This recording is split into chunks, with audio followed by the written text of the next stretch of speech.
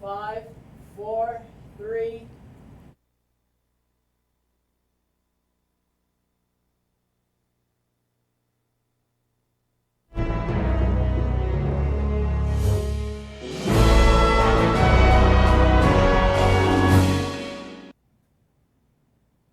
Hello everybody, and thank you for tuning in to the Liberty Report. With us today is Chris Rossini, our co-host. Chris, welcome to the program. Great to be with you, Dr. Paul. Good. You know, big news this week, if you're interested in finances, which we are especially interested on Fridays, because that's Birch Gold Group Day, and we talk a little bit about gold always. But there's usually something in the market, something going on that makes it much more necessary to emphasize the importance of gold. Because a major event occurred this week, and it's a long time coming because it probably could have been said years ago, that the dollar and the bonds are being downgraded. U.S. bonds are downgraded by a major grading service, Fitch.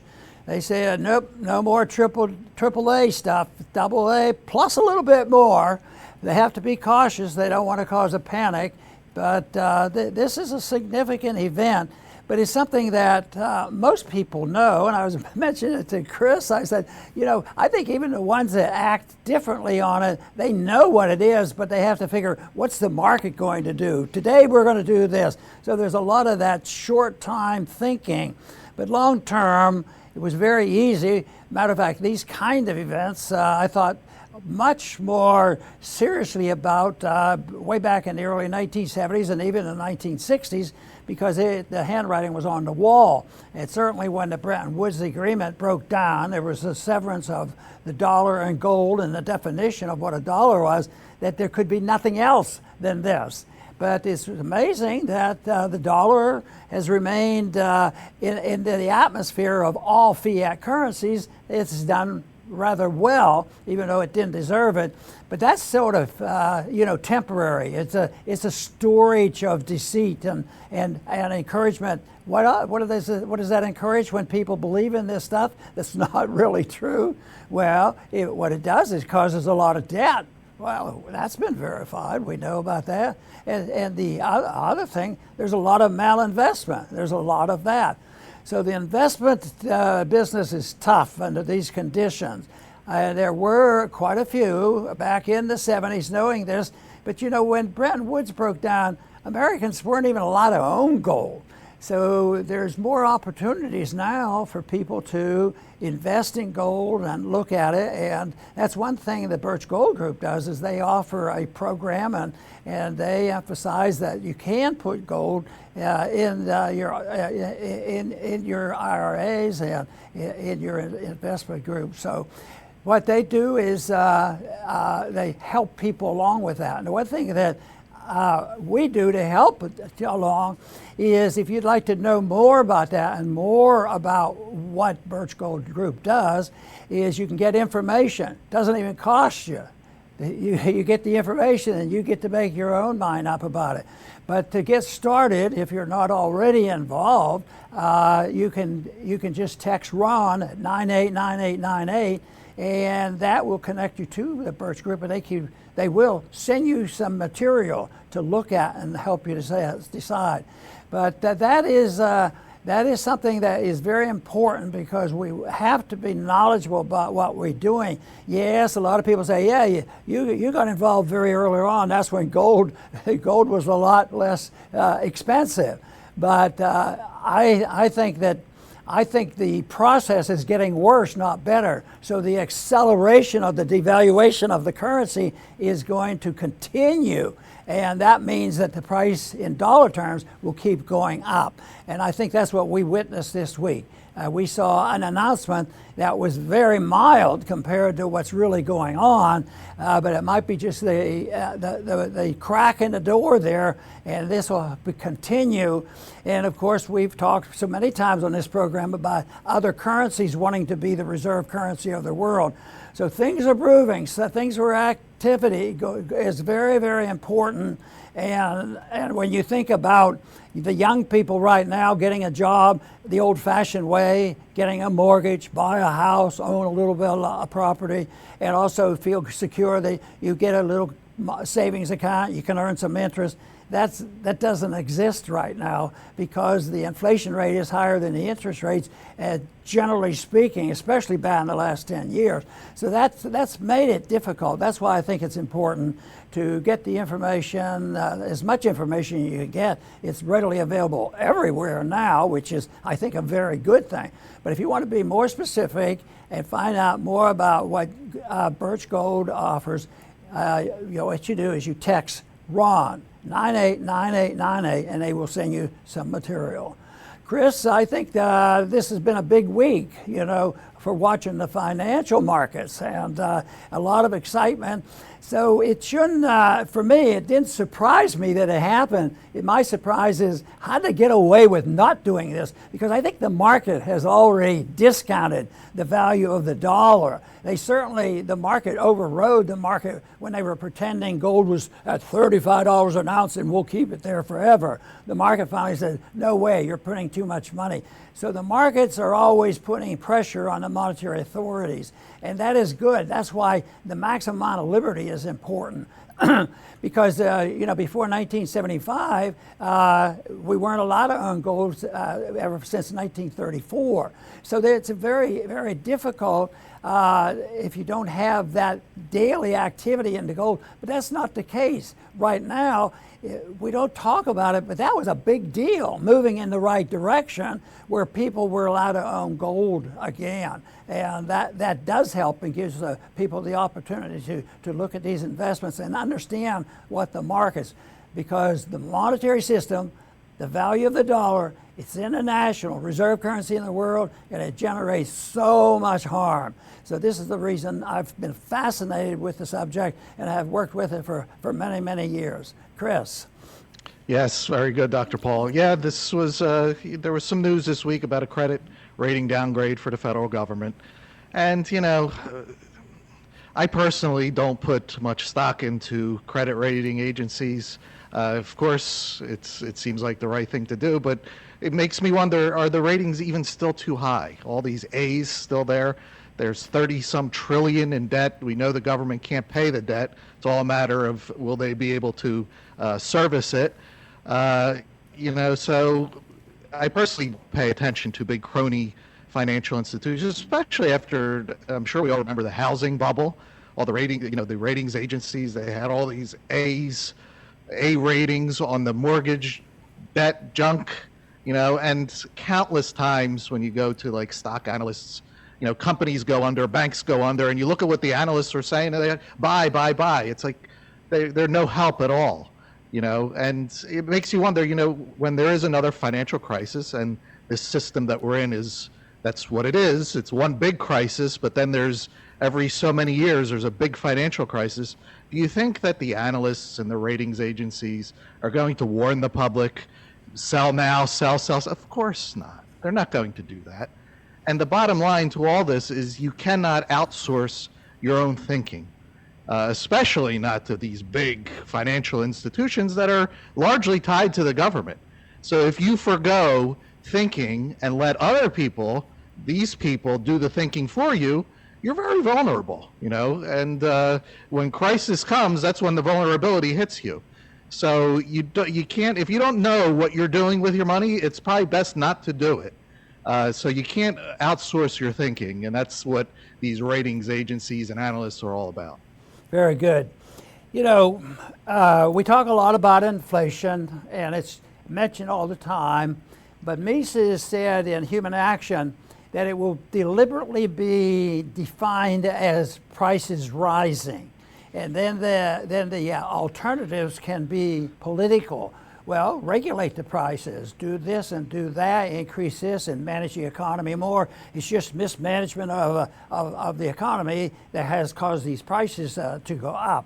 But Mises said that you should always define it in terms of the value of the dollar. The dollar is inflated or it's increased, and they've been doing this notoriously, especially since the Federal Reserve was created, and especially in the last several decades. So the definition, I think, is crucial. But there are other things that we can watch to give us a big hint as to what is coming. Chris has already mentioned the big one, and that is debt. You know, where are they going to get the debt? Can they squeeze it out of the next generation? Everybody says, you know, you don't. It's not right to pass this debt on to the next generation. And I've used those terms myself, but we're really not doing that anymore. We've given it to them. We've given it to a current generation right now. When you talk about, oh, I want to build a starter home. Yeah, it'll be 10 by 12, you know, and it looks like a big doghouse. So this is, they're already suffering from it. So the debt is a big deal, and it's continuous. Anybody who's predicting that there will be another debt conference between the Democrats and Republicans, and they will plan to stop, to reduce it, and they will have to reduce the spending a little bit too. I mean, that's a dream. That's pie in the sky. And it's safe to say that we shouldn't expect that. It's not going to happen. People have been tricked into that for so long, and it's not going to happen. But the prices are the best thing to go by. I think the person that does the grocery shopping probably has a better concept and understanding of what inflation is, what happens when you mess up the dollar, and prices for normal things like food and groceries, that goes up to the point where people can't afford it, and then you have a lot more poverty. It might even force people to live in the streets and things like that. So we live in very, very dangerous times.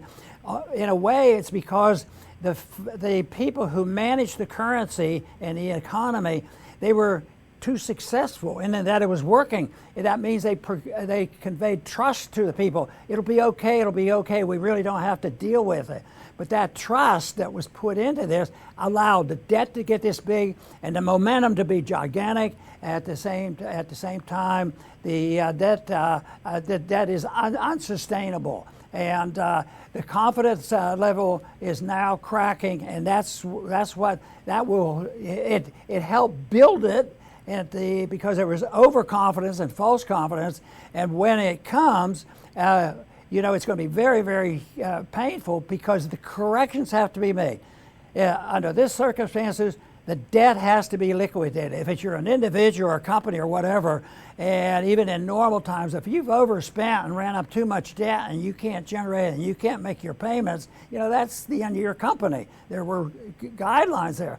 But it's different when a government does it because they do something more evil. They incorporate the destruction of the money so that everybody is involved, you know, in trying to figure out what to do. And then they are tempted then to go to the government and ask for some type of bailout, thinking, oh, you know, we don't have enough money. We can't even pay our bills. We can't pay our rent. We have to get more money. And then they do, and what has happened under COVID and all these other things, they get more money, a lot more money, and not stopping to realize, well, what's the problem? Well, the problem is there's too much money circulating for too long, and the money has lost its value, and producing more doesn't increase the value of the money. That's a huge fallacy. And thinking if we just pass out more of the Federal Reserve notes, people are going to be better off, maybe for 10 minutes, but it is not. It just is more debt and more malinvestment. It's real hard to get people to think about malinvestments, but that's when individuals and governments and everybody else does too much of something that looks like a good idea. And then you end up with empty hotels and empty houses, empty apartment building, commercial properties having problems. And see, the malinvestment has to be corrected. The debt has to be corrected. You have to return to sound money. And quite frankly, that is not on the horizon, but it has to be put on the horizon because there's going to be a time where we better think seriously about returning to those days when we had sound money and a little bit of common sense when we deal with our budgets. Chris? Yes, Dr. Paul, very good. Yes, after the credit downgrade, the usual blame game. It was this person's fault, that person's fault. The Secretary of Treasury, Janet Yellen, she said something that I found funny. She said, President Biden and I are committed to fiscal sustainability. I mean, talk about something that is so unsustainable. Just the interest on the debt, I believe, is either $1 trillion or maybe over $1 trillion. I don't keep that close of an eye. That's just to keep this going. Anybody that has had credit card problems knows what that's all about, where you're just paying just to spin the wheels. You're not paying the debt off. You're just paying the interest. And that's what the government's in. But the government, they have all these promises. They have the Medicare, and people expect their Social Security checks. They have empire around the world. And we're living through how empires, why you should never, ever become an empire, because they always bankrupt themselves. You think of every empire of the past, they're all gone, because it doesn't work, because they became an empire. The philosophy becomes to take care of the rest of the world before yourself. And that's the philosophy of this country. I mean, we have a lot of problems with Trump, but just the suggestion of America first. No, we're an empire. Our money has to go all over the world to control the world. And we're seeing that this is unsustainable. That's why the Secretary of Treasury is wrong. This is not fiscal sustainability. This is the road to bankruptcy. And the more that they spend, they can't do it all. And that's why the end game eventually arrives. And we're heading in that direction. Ultimately, just paying the interest on the debt is going to be too much, and then you're going to have a severe financial crisis. Very good. The effort to try to manage finances and plan financial future is very difficult. And one thing that people look at when they're trying to figure out what the value of the dollar will be is the balance on the balance sheet. That is the amount of securities that the Federal Reserve is holding. And in 2007, they held less than $1 trillion. By 2023, they were holding $8 trillion. That's a big increase. But Larry Lepard, a supporter of some of my campaigns, is in the financial business and recently wrote about this. And it caught my attention because, it's going to happen, but when and all this sort of thing. But his predictions and warning, I think, is very legitimate. Timing of when this is going to happen is another matter. But he's saying, don't be too shocked when the balance sheet has $20 trillion in it. That means we keep creating money to buy these securities to pretend that the Federal Reserve is wealthy, but they can't even maintain their own wealth because all that money is put there is devalued on a regular basis. But that the balance sheet is a big deal when they're trying to finance this, and it also is something that people look at when they're having international trade. And a lot of people are frustrated with that. That's why our foreign policy and our use of sanctions and interference in trade is inciting people into, well, maybe we ought to look at another reserve currency. And they are. We talk about China getting together with Russia and other people. But the market will deal with that. They're going to deal with that. There will be another one, and already there's more talk. As long as I have been watching this, especially since we went off the gold totally in 1971, there's more talk now about governments, the government banks buying gold, individuals buying gold than ever before. So that right, when they come in and start saying you can't buy gold again, or we're going to punish you if you use gold, that will be a real danger sign. And that is one thing that they will try to do. I mean, that was the first thing that Roosevelt did. He's the one that made gold illegal, because gold is a symbol of liberty and freedom and spend the money where you want. at the rate. All we have to do is combine that with getting rid of the income tax. And believe me, we would have economic growth, and the debt would be liquidated. It would be gone, and we could prosper, and we wouldn't have to go around putting sanctions on people, trying to stir up a war in Ukraine, trying to stir up another war in Taiwan. It would be so unnecessary because people justify that kind of nonsense as being good for the economy. The military and industrial complex, they agree with that. Yeah, our business is very good. It's been very good ever since we've been consuming and destroying all the weapons that we had stored away. It was supposed to protect this company. What about the Strategic Petroleum Reserve? It's way down to the lowest level, I guess, since we've had it, since we've built it up. And it doesn't even serve the purpose. It was to be there for military emergencies so that we could survive with having oil. And they right now, it turned into an economic tool. And this administration did the same thing. So that's the kind of thing that is going to be very, very difficult. But I want to mention a little bit about who should be blamed. I get a big kick out of that. So I'll do that in a minute. Chris, you have another statement, don't you? Yes, I do have one more, Dr. Paul, and okay. I'll finish up. Yeah, philosophically, as a libertarian, we're talking about loaning money to government and their credit rating. Philosophically, at least with our current government, if you had a government that's committed to protecting your liberty, perhaps the situation would be different. But I personally have a problem with loaning money to governments like we have today. First, if I were to loan my money to them for one of their bonds, if they pay it back, they're going to pay it back with money that is worth much less, diluted money. So right off the bat, I'm being cheated, but beyond that, looking at if I were to loan them money by buying their treasuries, what they would even do with that money. First, they take it all over the world and destroy one nation after another. We talked about Ukraine as the latest example. Colonel McGregor did a great show this week on that. So they would use my money for that. And and at home, they would use it to propagandize me, to talk about the weather and how they're going to fix the weather, propagandize me about their wars, about viruses. So I would be paying for my own propaganda. This makes no sense. Why would you do that to yourself? Why would you loan them money so that they could use that money against you or against other people around the world? Now, again, that's our current government. Perhaps a government that was, again, committed to the Constitution, committed to protecting your liberties, even building a road here for crying out loud instead of over in Ukraine would be, you would at least think about loaning money to them. But in our current situation, loaning money to them it seems philosophically to be the wrong thing to do. Very good. I want to talk a minute or two about whom should be blamed.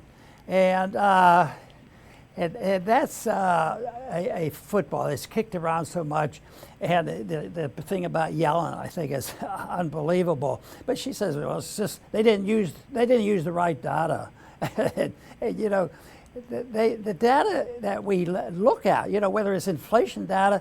I think that we live in a time where what can you really believe if you hear a issue or a statistic or a problem or an emergency coming from the government and say, well, that's 100% true and we have to do it. Well, a lot of people did that with COVID. I'm hoping that a lot of people have awakened because it was so misleading.